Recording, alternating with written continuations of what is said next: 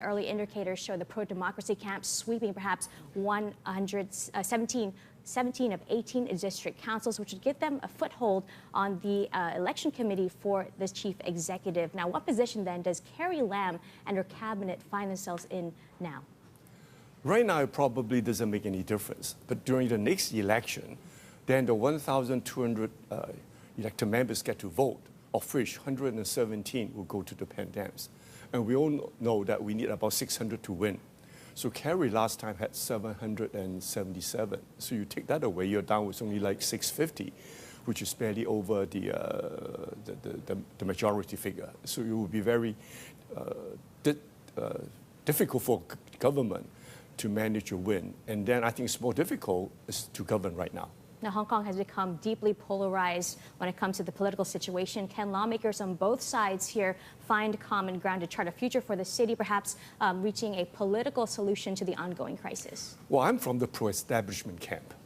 But I really have to say in recent years, because of the slim majority that government have, and on some of the unpopular policies they want to make, for example, the fugitive bill, the extradition bill, when so many people object, the government still decided to go ahead. We have like 1 or 2 million protesters, and they're saying that I'm going to do it anyway.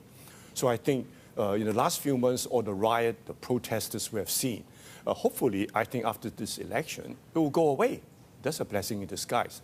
I think you will not see the scene that we have been seeing for the last few weekends, riots at the universities or the streets and the MTR or at the airport. I really expect this to go away. People figure out if I can get back to the council and win politically, I will not, like in previous years, just vote for government, whatever government wants us to do.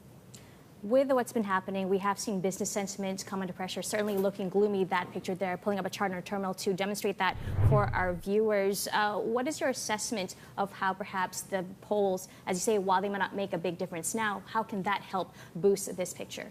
Well, certainly it will. Is that I think the protesters will slow down. And if the protesters doesn't urge the rioters to go the way they have been doing. So I think the disruption on the MTR, where no one can go to work, the disruption to our Cross Harbour Tunnel, that would also subside. And if that being the case, I think business could be back to normal. Our tourism will come back, our retail trade, our restaurant, everything will be for the better. And if that happens during sort of the pre-Christmas season right now, and January, which is before the Chinese New Year, then I think business community really looks forward to the stability, bringing back the prosperity part. Your optimism is encouraging, James, but realistically, none of the protesters' demands have been met. So why, to play devil's advocate, would they stop protesting? That's a very good question. I think the key question is on the Commission of Inquiry. I think the government now will probably have to seriously think about it. Government has also been saying that if the riot and protest dies down, then we will conduct or we will consider conducting this Commission of Inquiry. And I really think that the protesters or the violent protesters or rioters that have been happening in the last few months, that will die down. And by then, in January, government will have no excuse not to have the Commission of Inquiry. And if that's the key demand that the people wants, I think that will achieve part of it. Now, the second part about the democratic universal suffrage, I think government have really to think twice about this. Because right now, government does not have a majority at the district council. It used to be out of the 450 seats, 300 pro-government, 150 on the opposition side. Now it's the reverse. Now I think today's latest count is the Pan Democrats, the opposition, got like 350 seats. And the pro-establishment side only got about 100. And if that goes into next year's September legislative election, that's where it really counts. If we lose the majority of the 70 seats in the Legislative Council, then government simply cannot govern. Yes, and where does this leave Carrie Lam, the chief executive? Because you called for her resignation back in October. How do you see her position now, heading into those LegCo elections next year? I think it will be even weaker. If you look on the current election last night, most of the candidates that lost, it's not because they did not do a good job in their district. It's simply because they supported the government on the extradition bill and against the Commission of Inquiry blindfoldedly. They're saying no is no. They couldn't even give a reason. So when they were queried on the street by the voters, they actually have nothing to say. And I think this is also a good trend to tell Beijing that the Hong Kong people have finally sort of waken up to the sense that one country, two system, high degree of autonomy, the two system is sort of wakening up, that if 70% of our voters voted, that's like double. In the past, in the district council, the voting rate is about 35 to 40%. This time, over 70% voted, and more than 70% voted for the Pan Democrats, which is the opposition. So whoever that's governing, be it Carrie Lam or Beijing, who's looking towards the governance of Hong Kong, will have to have second thoughts about meeting some of the wishes or aspirations of our people, which is actually not that outrageous in a sense. Will there be any room for compromise, do you think, when it comes to those 5 demands, if there are other political solutions that can be found? For example, the Liberal Party has put forward this idea of LegCo looking into the protests in terms of an inquiry. Well, the LegCo looking into the protest thing is actually tougher than if government does the thing themselves, because the Legislative Council in Hong Kong is similar to your Senate or Congress. If we could subpoena all the government officials to come and make statement, that's the power and privilege bill in the Legislative Council. It's actually more powerful than what we're asking government to do, which is conduct their own inquiry. Government so far has only been willing to let the police investigate themselves. And people saying that that's not too fair.